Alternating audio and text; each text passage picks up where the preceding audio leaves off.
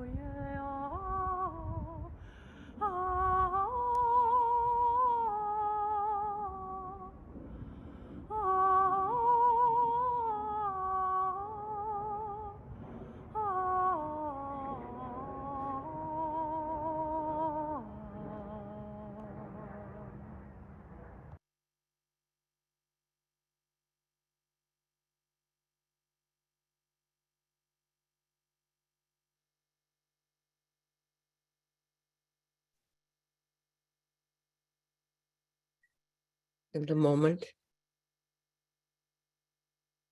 of exact balance of the dark and the light, we approach our equinox.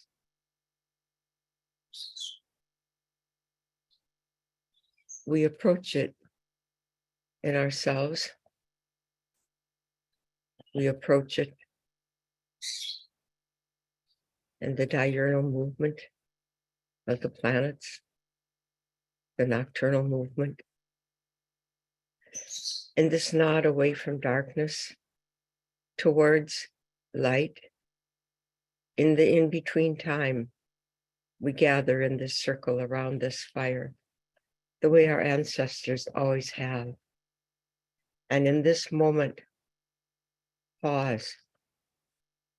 Which step? Forward, backward, to the side. Turning 360, like Mother Earth and the planets themselves. We consider again our path. Shall it be the path of light?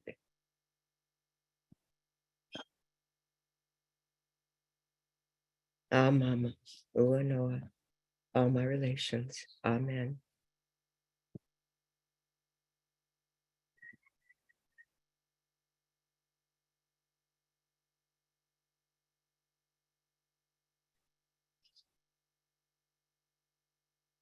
Thank you, Apela, as always, for your invocation. And welcome everyone to our March 2023 Chartres and Wisdom School Community Call. We've been going to Chartres for the past 17 years, since 2005.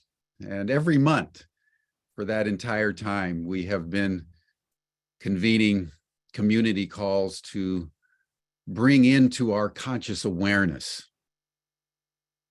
the sacred feminine that emanates so powerfully from that sacred place. And month after month, we have both prepared for the pilgrimage coming up, and then after the pilgrimage, we remember the pilgrimage, inculcated into our souls and hearts and minds and bodies, and then begin to prepare for the next one. And as we approach the equinox today, we want to just be aware that on the 2nd to the 8th of July coming up, we will be making pilgrimage again, and we'll be diving into the 4th of the liberal arts, that liberal art that is at the very center of the 7 liberal arts. 3 liberal arts before it, the trivium, and 3 liberal arts after it. It's part of the quadrivium. developed by Pythagoras over 2,600 years ago. It's musica, the music of the spheres, the waves of love that emanate from the sun. The music of the spheres, as Pythagoras called it, that shape the integrity and the overall tonality of our entire solar system. So we're preparing ourselves to enter into the waves of love and the music of the spheres as we begin to contemplate our upcoming pilgrimage. This month, we also want to celebrate women. Just this past week on the 8th of March, we've celebrated International Women's Day and the extraordinary power and vitality of women around the world. And so that's our meta theme today, the power of women, the power of the equinox, the new year, that is also upon us for many traditions around the world that have the common sense to associate the new year with the spring equinox rather than in January, like the Romans did as they were preparing for war. So we'll be taking note of that as well. But we want to start today with Lynn Bell, our astrologer from the very beginning, and then we will turn to Banafsheh Sayyad, the co-director of the Chartres Academy, to talk about how the women in Iran have been continuing to be at the forefront of revolutionary struggle there. And then we'll hear from HeatherAsh Amara, who will be directing our ritual team coming up in our pilgrimage in July. And then we'll hear from Paula de Petry, who's coordinating our youth program. Well, welcome everyone to this March community call. And in the spirit of the power of women and whatever is happening in the heavens, Lynn, I turn the program over to you and love your blossoms. Tell us about those blossoms. Heavens and earth here together. We see the heavenly energy manifest. I am, you know that Pisces, Saturn entered Pisces on March 7th.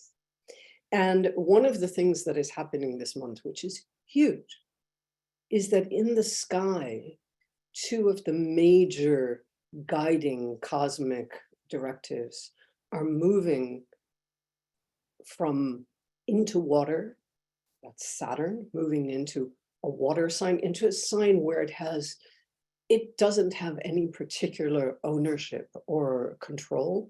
And I've been talking a lot, those of you who did the workshop with me will know, I've been talking a lot about how Saturn in Pisces dissolves old structures or dissolves those structures that are not well built. And of course, we saw on Friday evening, I got an email, my company's bank has just collapsed. So I mean, there's so much going on in the moment. This isn't the only thing, of course, that's happening, is when forms disintegrate or don't hold up, new energy begins to flow in, new things are revealed. And there is a flow, there is, in the beginning, this amount of water, this amount of flow, this amount of a whole new element is very hard for us to integrate.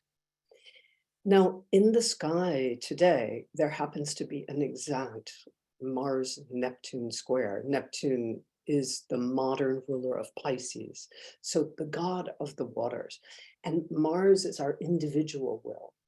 And when our individual will is you could say, challenged by something bigger than ourselves, we can just completely lose the plot, forget what day it is or where we're going or what time it might be.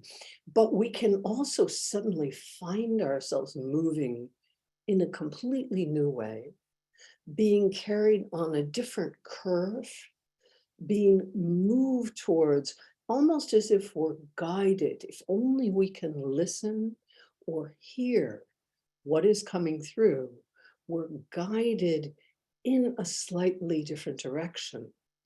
at the same time, one of the things, there's both creativity. So here in Paris, we have, these flowers came from Gilles' garden in northern Burgundy. And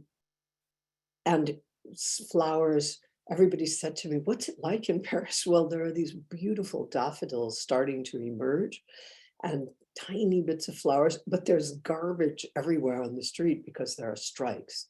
And this is also part of Pisces, because Pisces can be chaos. And it can also be the beauty that emerges in the least expected place and the least expected gesture in your life. So one of the things we are asked, and this connection between Mars and Neptune today is in the intermediary is Venus, okay, the planet that has always traditionally represented women, who is in Aries, the kind of warrior sign, the will sign, in a very close dialogue with Mars. So women are moving things forward. Women know what they want. Next week is such a strong week. Venus goes into its own sign, Taurus, very deeply rooted and centered and celebrated and full. And there is a conjunction of Mercury, Neptune, and the Sun, very powerful inspirations. It's a week for listening to dreams and for receiving insights about this new time that's rushing into our lives. And I know that Banafsheh is going to talk to us about the new moon, which the New Year, the Persian New Year, which is always on the equinox, the moment the sun enters Aries. But that day there's a new moon, which only happens every 19 years. So it's a very exceptional year. Everything is renewed with that new moon in Aries, a sign of new possibilities, of courage, of daring, of starting anew. And there is a big shift, a much bigger shift than usual at the equinox. And then two days later, this is maybe too much information for all of you, but 2 days later, Pluto will enter Aquarius for the first time in well over 200 years. The first time since 1799, to be specific, when it left Aquarius the last time. And it's just the very first tiptoe into the sign. But this is, again, things are now moving in directions we haven't seen them before.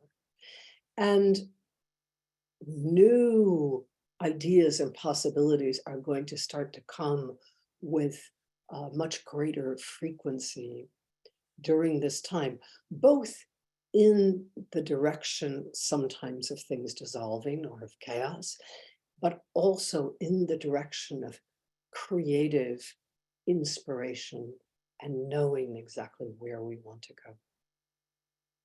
So, thank you. Thank you, Lynn. You know, I was just thinking as you were talking about, you know, Venus and Mars, that in addition to everything that's being done in Iran by the young women, in the United States and in Europe, the prime movers of the growing protests against the war in Ukraine are women. Mm-hmm. It's being led by Code Pink in the United States, that was founded during the Iraq War, the anniversary of which was 20 years ago, by women that continue to be at the forefront of peace activism. And they're going to be having a very big march in Washington and around the country on the 18th of March, just before the equinox. So there's a lot of Sturm und Drang, and in and through this, women are really taking leadership in unprecedented ways. That is very important for all of us just simply to note about the world around us. So thank you for that, Yeah, and commentary today. I forgot to say, there's also, because just as Venus leaves Aries, it squares Pluto at the very last degree. Both planets will be at the last degrees of their signs, which are very potent degrees. There's a huge amount of power. So the power of women is also part of this time, that stepping into a place of the certainty of the power, that what we can do. Thank you, Lynn. And it's in that spirit that I want to welcome Banafsheh to share with us some of the developments that are happening in Iran. I think, as we've noted over the last 6 months since September of last year, the way the young women in Iran have ignited revolutionary protests is unprecedented, certainly in modern history, and is a testament not only to women generally, but to the potency of the Gen Zs and the young teenagers over there and around the world that ignited protests in China and other places against authoritarian regimes. So we want to note that as we celebrate women around the world, and also Persian New Year that's coming up. So Banafsheh, thank you for everything that you've done to promote the revolutionary fires in Persia. And I turn the program over to you. Thank you, Jim. Hello, everyone. Spring is definitely in the air here in Topanga, California, where I can hear birds singing. It's so beautiful here. As mentioned, on March 20th, we will be celebrating the Spring Equinox in the Northern Hemisphere, the time where light and dark come into a complete balance. And as Lynn said, everything is renewed. In the Persian culture, the Spring Equinox is the most important time of the year. It marks the beginning of the year, which we call Nowruz, New Day. We wear new clothes and visit family and friends and exchange gifts on the equinox on Nowruz. Just like the Christmas tree is emblematic of Christmas in the Christian tradition, in the Persian tradition, for Nowruz, we set 7 core items on display, along with a host of other things based on each person's aesthetics, like adorning the display with lots of flowers and especially blossoms. Georg, can you share the image, please? 3 of these 7 items the core items, represent the material world. 3, the spiritual world, and the 7th connects the 2 worlds. For the material world, we have stone, representing the mineral world, grass, usually a dish of sprouting wheat, representing the plant world, and an egg, the animal world, or more eggs. The 3 items that represent the spiritual world include a lit candle as a simple symbol of spirit, light, and the creative force, placed in front of the 2nd item, which is a mirror, representing the receptive force, the reflection of the creative or creativity in potential. The 3rd item in the category of spirit is a red fish in a bowl of water. The red fish is a symbol of fire and also of life, and the water is eternal life. So the fish in water represents both eternal aliveness and the creative in action. The symbol that brings these 2 worlds together is a chalice of wine, which represents the awakened human being. The chalice is the body, and the wine is the soul, alive with love. It's the lover, the human being ignited by love, who balances and bridges the physical and the spiritual worlds. Can you please stop sharing the image? What we've witnessed in the past 6 months in Iran is a great awakening, as expressed through the world's first women-led revolution sparked by the murder of the 22-year-old Mahsa Jina Amini back in September of last year for not wearing the compulsory hijab, quote unquote, properly. Since then, Iranians have been protesting inside Iran and outside of Iran in a united movement around the slogan Woman, Life, Freedom, which has been unprecedented in the past 44 years since the Islamic Republic seized power. This kind of unity has been unprecedented. The regime has done its best to quell the revolution by maiming and killing peaceful protesters. The official number put out by the human rights organizations is 525 protesters killed, including more than 70 children. Many speculate that that number is more like 5,000 or more, because the families of the victims have been threatened to not report the deaths of their loved ones to the media and forced to bury them without large funeral services. More than 20,000 have been arrested. 4 innocent young men were executed, they were hanged so far, and dozens are sentenced with muharebe, which means waging war against God, and corruption on earth that carry the death penalty. The conditions of the prisoners are appalling. Torture and abuse, forced confessions are a norm. Some who are seriously ill are not given medical care. Many carry 10 to 20-year sentences for doing absolutely nothing. Most are not allowed to choose their own attorneys or communicate with their families.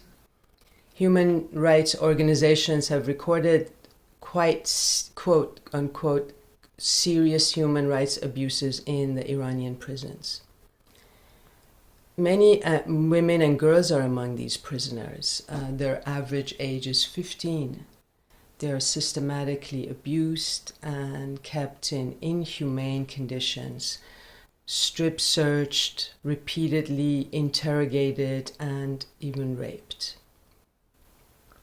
The regime has also been attacking K-12 schools of mostly girls and women's dormitories at universities since 3 months ago with toxic gas. These attacks have escalated in the past week to more than 200 schools. Girls report fainting, difficulty breathing, numbness, nausea, and malaise. Some are in very critical conditions, and 3 children have reportedly died. Much like the slaying of the protesters, the regime denies having any part of this. But there's no denying that the regime is behind this chemical warfare. The magnitude of the attacks and the systemic nature of them only point to the regime, and their contradictory reporting, which I won't get into here, is also a sign that they are clearly behind this crime against humanity, gassing the future. Many say the regime is taking revenge on the girls who have been on the forefront of the revolution, and they think with these scare tactics they can weaken the revolutionary fervor, but they're just adding more fuel to the fire. Many are even more emboldened than ever. It's like that which does not kill you makes you stronger. And how do you grow stronger despite and through limitation? How do you open your wings and fly when you're being held down? For me, it's through dance. So I want to share with you a clip from a girls' school in Iran, Georg, will you please share the video?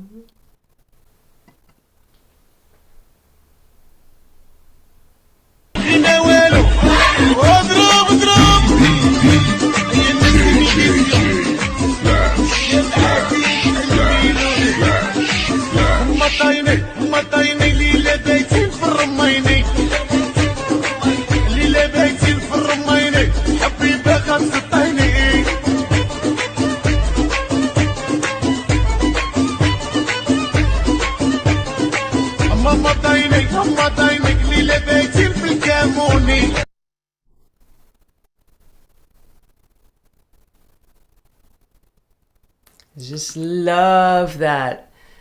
It's so amazing that this snapshot of life in Iran brings both so much joy with its sheer aliveness and pain that the regime of criminals in Iran does all it can to restrain and diminish this passion and enthusiasm for life, forcing the restrictive, unnatural hijab on women and on girls, and banning public dancing for women. The real pain comes from realizing that this kind of brutal violation of women's rights, which is human rights, still exists in our world. We women and men need to all dance so wildly in our own way and with so much joy for simply being alive that no one can dare diminish us. Dance has been one of the main expressions of civil disobedience during the uprising in Iran. Women's dancing in public is just as illegal and intolerable to the regime as removing the compulsory hijab. The regime arrests people for dancing. A young couple were recently sentenced with 5 years in prison for dancing at the Freedom Monument in Tehran. What is it about dancing that so threatens the patriarchal religions? When I first had the honor of whirling in the labyrinth of the Chartres Cathedral back in 2019, we had to keep it very hush-hush because apparently dancing was not allowed in the cathedral. I was quite surprised. I thought to myself, am I in Iran or in France? Dance is life-affirming and liberating. Patriarchal religions prefer to have their constituency feel small, sad, and unworthy because these states keep them passive, while dance fills us with joy and gives us self-confidence and sovereignty. When a person feels free and full of life, they're not so easily manipulated. So I'm interested in how dance plays a big role in transformation and change, both on the individual and collective levels. And this is what we will journey into, these transformative dimensions of dance in Chartres this year during our pilgrimage focus on the liberal art of musica. Dance and music are truly inseparable lovers, and I will invite you to embody music and experience your body as an instrument playing a love song, as says Rumi, as we journey into the waves of love. We'll have some guided dance while we're together and whirling, but you will mostly be invited to move in your own way and let your creativity flow as we harmonize together like a great orchestra. I look forward to dancing together on the sacred hill of Chartres, creating waves of love to wash the pain and the suffering, wash away the injustice and cruelty in our world. Thank you so much. Thank you, Banafsheh. You know, it's the agony and the ecstasy that's being demonstrated day by day in Iran. as these young women express the vitality of who they are as women, but also just as young people against the anvil of a regime that understands that the repression of women in terms of their body and their soul is the cornerstone of the authoritarian regime that they want to maintain and have maintained for well over 40 years now. So just want to acknowledge everything that you and your compatriots are doing and look forward to being able to celebrate our bodies in Chartres in the way that you describe. And also with Chloe Goodchild, who's going to be assisting us in finding our own note. So in addition to the movement of our bodies, what Chloe's going to also be doing is helping us to just find our voice through song and through chant and through ritual. So it's going to be a very rich time of self-discovery of the waves of love within us all. So thank you for all of that. And I think we all look forward to being with you and Chloe and Apela and Lynn and HeatherAsh and Paula and others who will be leading our time together there. So thank you. Any other comment you would like to make? That Ruth will also be with us, Ruth Cunningham, Ruth Cunningham, of course, yes. who opened the call so beautifully, singing in the woods. Yeah, so thank you. We'll see you in Chartres. I want to now bring in HeatherAsh Amara, who was there last year and helped lead the ritual team. As you all know, and for those of you who are new, we go there for 7 days and 7 nights, as it were. Everything is crafted as a pilgrimage and an initiation with an opening ceremony on the first day and a closing ceremony on the final 7th day. We go down into the crypt, we walk the labyrinth, we have opening morning practice with Banafsheh and Ruth and others in the morning in the cathedral. We do the dreams. Apela's got an amazing dream tradition going in Chartres for as long as we've been there. So we'll be dreaming together. We'll be moving our bodies together. We'll be engaging in ritual together. We'll be learning. I'll be talking about Pythagoras, who coined the term music of the spheres so many years ago now. But at the heart of it is really the ritual. That's really the container for what we're doing. And so we wanted HeatherAsh on this month celebrating the equinox. She's coming in from New Mexico, you can see the land behind her. But HeatherAsh, welcome to the program, and tell us what you are imagining and have in store for us in Chartres this year. And anything else you would like to bring in. Thanks so much. Beautiful. Thanks so much, Jim. So good to be here with everyone, Banafsheh and Apela and Lynn and Ruth's beautiful opening. And I wanted to share just where I'm coming from and what I'll be bringing with me energetically to Chartres this year is that last year, April 6th, I live in New Mexico against the Santa Fe National Forest, Sangre de Cristo Mountains, and I'm at my neighbor's house right now who has internet, which is so exciting. And last year, April 6th, the US Forest Service started a controlled burn up about 30 miles north of here, which quickly got out of control. And for the next 4 months, the largest wildfire in New Mexico burned across 300, almost 400,000 acres of land. And so that is, for our equinox, this is the beauty of this place. And then you can't see too much of the devastation of the forest, but you can see my neighbor's house that was completely burned down. And we've lost on my land 180 acres that I steward, really blessed to steward. We lost about 175 acres of forest.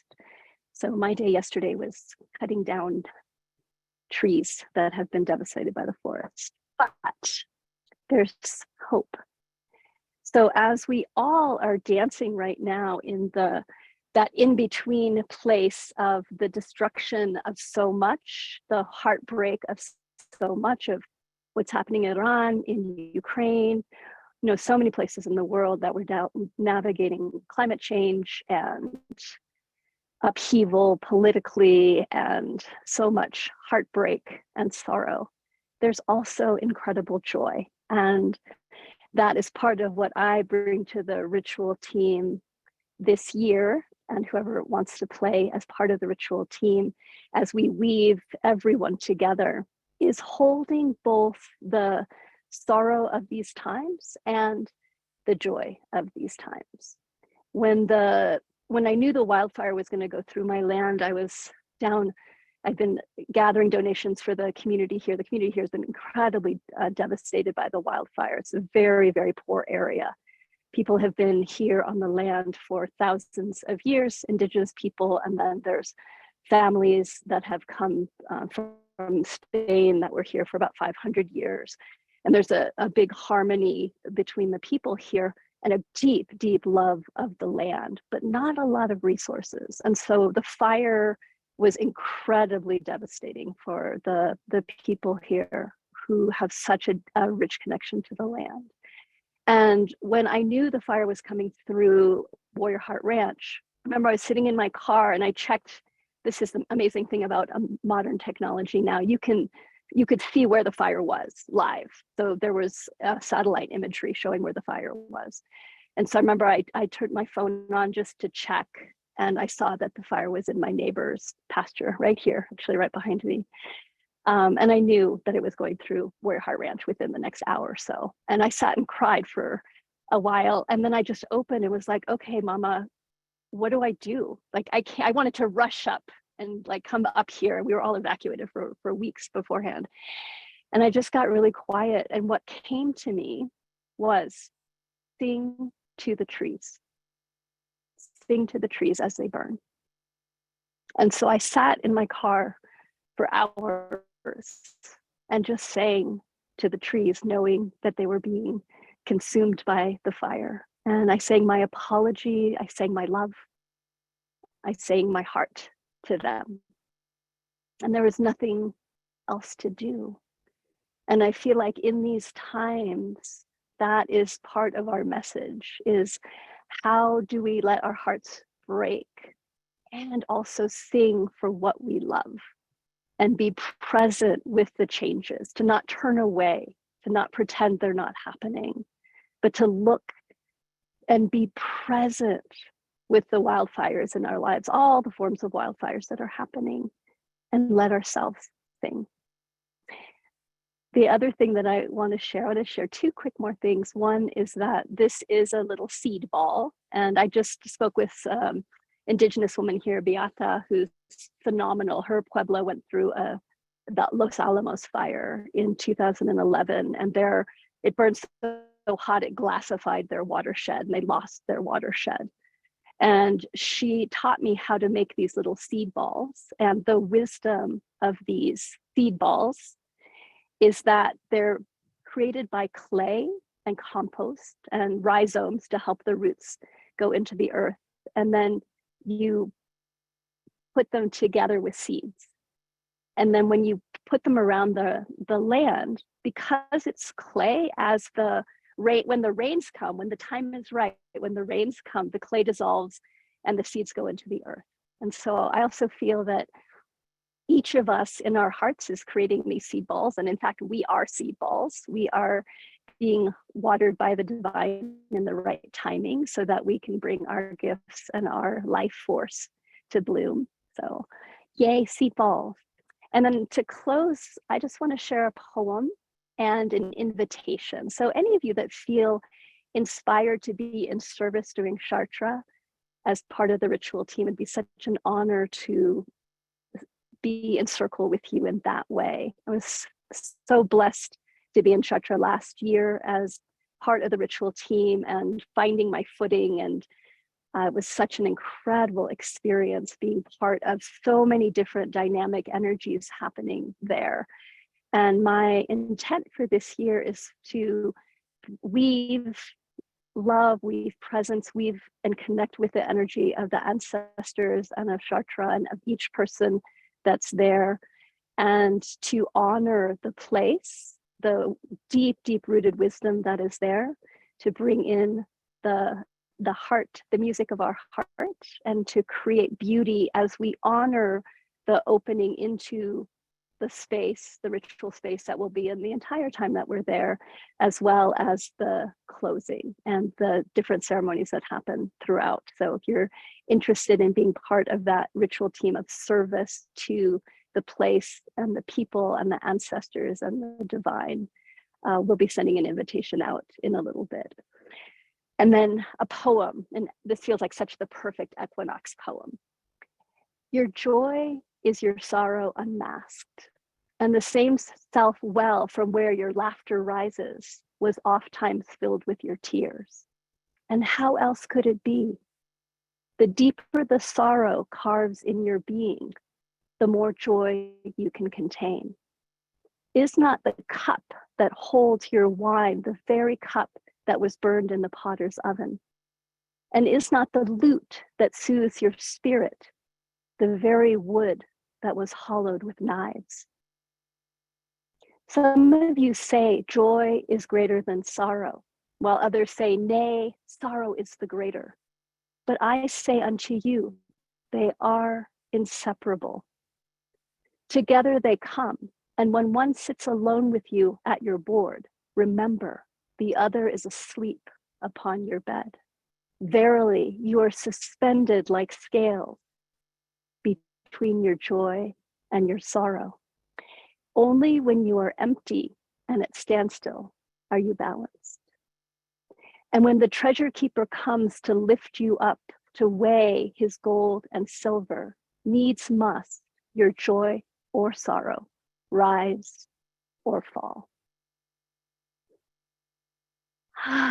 Blessings to each of you. That is from the prophet, from Khalil Gibran. And I send all of you just a wonderful, heartfelt, loving blessings for the equinox. May we learn to embrace the sorrows and the joy and have a song in our heart.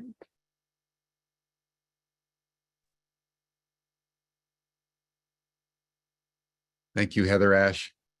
Thank you so much for that heartfulness. It's a beautiful thing to know that even out of the land that has destroyed so much of your property and your neighbor's property, you're making little seed balls and going back out there with a life force that will not be denied. And the poem from Khalil Gibran is always such a refreshing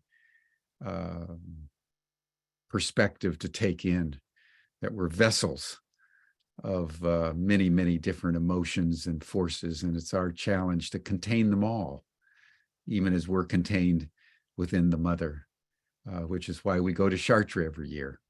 So thank you so much. And I want to just underscore everyone, HeatherAsh's invitation, because every year for 17 years that we've been going to Chartres, we've had a ritual team. And so those of you who are coming that want to participate in that way, we would be honored. You can send an email to me or HeatherAsh or Banafsheh, any of us, and we'll begin to gather. We'll start to have faculty calls of the faculty that are now going to be holding space. And then HeatherAsh will be starting to convene some ritual calls as we get closer to the July 2nd through 8th pilgrimage. I've put the link in the chat box, so please look at it. And we really would love it if our community could come together with the world being the way it is, not only with COVID, but the escalating turbulence around the world. Travel is not as easy and comfortable as it used to be pre-COVID. So we're being very selective in the kinds of pilgrimages that we're putting together. So we hope that you'll make Chartres a priority, because I don't know of any place one should go that's more important than Chartres and an immersion for those 7 days in the sacred power of the feminine. And HeatherAsh has very deep experience in these matters. And so thank you, HeatherAsh, for that. And thank you, sweetheart. I also want to say also for ceremony with Kaylin. Hi, Kaylin. That I'm excited to reconnect and bring magic. So yay. Hi, Kaylin. Welcome. Yay. yes, Kaylin is our master of energetics. Those of you who know Kaylin know that, and he's been there for the entire time that we've been in Chartres, along with Lynn and Apela. Myself and Ruth and Banafsheh have been there for the last 7 years. So we have a very deeply rooted team, core team. And every year we bring in a noted faculty. Last year it was with V. And this year is with Chloe Goodchild. We'll be having others as the years unfold. But it's an extraordinary opportunity to be in deep community, to celebrate our bodies and our souls within the container of the sacred feminine. And Banafsheh and Apela and Lynn and Kaylin and Ruth, Andrew, who's another one of our core faculty, all are very dedicated to the continuity year by year in what we call our Sanctum Sanctorum. We want to have our final presentation today by Paula Petry, who's developed an initiative coming out of last year around including youth and young people. And we've been thinking about this for a long, long while, but we've never really been able to kind of get it together. And Paul has brought in some energy to do so. So we want to encourage all of you who are thinking about coming or who are already coming to think about young people that you can bring, because they're gonna be part of our overall program in the mornings and in our rituals. But in the free time that all of us have in the course of the day, the young people will be developing their own program in a very, very exciting way that will include Casper, for those of you who've been involved in Chartres, and Peter Mary and his son Finlo, and Danny Hickman, etc. But Paula, tell us what you have in store for a few minutes as we close out the call. Great. Thank you so much, Jim. And just a moment about the experience in Chartres. Last year was my first time that I attended, and the power of the continuity, not only of the leaders involved, but also so many people return, that as a newcomer, and if that's you on the call today or listening, you get immediately enfolded into the exciting energy of Chartres. And I see that my videos, there you go. You will have that experience of being enfolded in that beautiful energy that's been in existence for all the years that people have gathered there together. I'm so excited about the youth program and sorting it out, thinking through it. Jim mentioned a few core elements. One is that the youth will be in the program. So when everyone's finding their note with Chloe, they too will be finding their note. They'll be becoming aware of their own note and what moves them and who are they and how does that speak through them. They'll be dancing with Banafsheh and how that self-expression moves through them, and how does it inform their lives and who they are to become. The beautiful ritual and ceremony may be very unfamiliar to the youth, meaning teens and young adults. So it's a new experience. So what the youth program does is it brings opportunity to come together then as youth in digesting that. And we're calling it Destiny Code, which is a program I'm bringing forth. meets weird. So I'll tell you about that for a second as well. But the destiny code, what is my destiny? And how do I reach my highest destiny? And in that, I'm going to help and the youth funnel into the experiences into what are their life hacks. Just a term that may resonate more with youth. But what are their life hacks? What can they distill from all of this experience that they can carry forward and implement in their lives? And it may be the power of sound, the power of their own voice, a ceremony that they want to take forward. And we know that in each one of these years, every year at Chartres, we experience our own life hacks. We distill them and we bring them forward into our lives. But we're assuming that youth are going to need more help with that. And then the power of connecting. If I can do it, Bandura's work was part of my dissertation, my life work with people with disabilities, with other mothers, leading that whole movement in the 80s and 90s of if I can do it, you can do it. Bandura's work was all around self-efficacy. And this is a time that youth need to increase their self-efficacy in the world because there's so much suffering amongst youth right now. The state of Oregon has this very powerful program that's now going, it's been in existence for 7-8 years now, but it's going national. And it's a youth hotline. And youth are helping youth. And that's youth calling in for that with adults there in monitoring, of course, and intervening or helping, supporting. So in that vein, we're giving youth the opportunity to connect with each other, not only for that moment, for ongoing, and referring to them as youth ambassadors of light. So they're carrying that light, and carrying the light is that light of awareness, that I'm becoming aware of who I am. And we all know that the power all lies in the invisible. And what is in the invisible within me that needs to be paid attention to and discovered. And so this is a beautiful opportunity of discovering for youth. The WEIRD program is representing Peter Mary's beautiful work in really understanding that invisible, the quantum field, and the power of our mind to have effect on matter.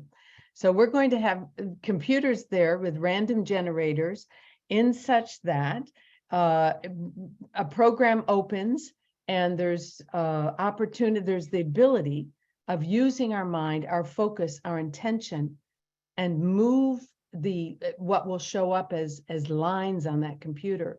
And the blue line, let's say, there's a black, a blue, and a red. And with the power of the mind, the blue line moves. And the power of the mind, the red line moves. And we're going to have so much fun with that because we're going to do it as groups. We're going to do it in different states of love and that love energy and the power of that. And we're going to see it on screen. So I really look forward to that. I had the opportunity of attending Peter's Science and Consciousness conference last year in Broughton. So look forward to that in November as well. And also there's going to be other kind of toys that he'll be able to bring.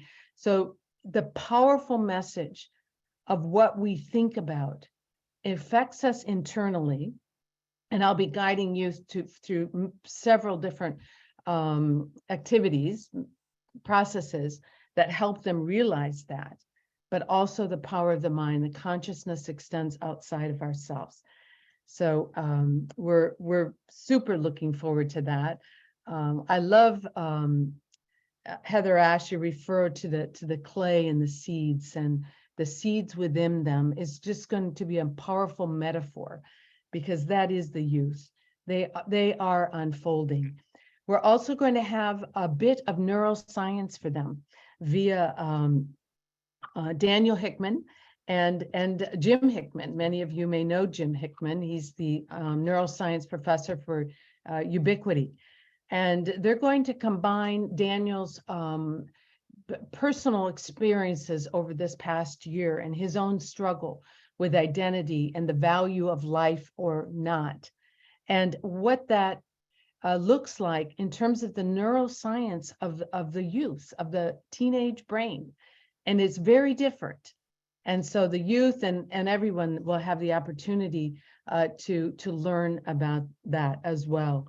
Again, the having so much on who we are at any given moment, and bringing that awareness within ourselves so that we can reach our highest destiny through that knowledge and awareness. So we're looking forward, and thank you. Thank you, Paula. Thank you so much for the vitality that you're bringing to this youth program. It's quite extraordinary. And again, everyone, you're welcome.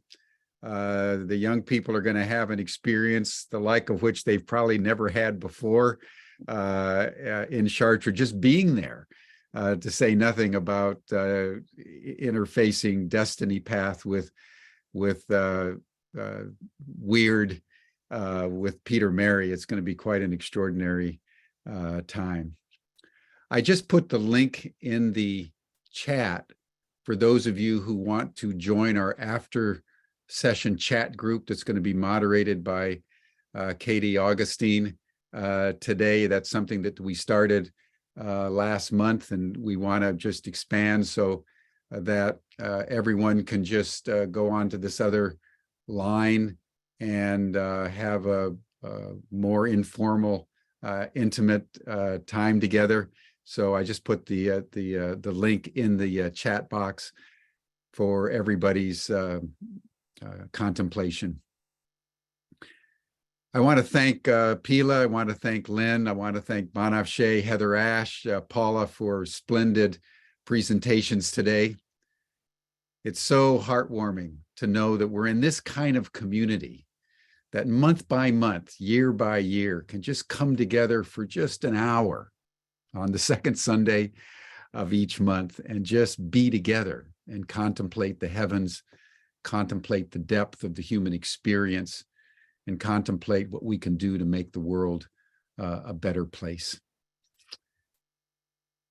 Banafsheh, do you want to close us out with a final blessing today? I would love to.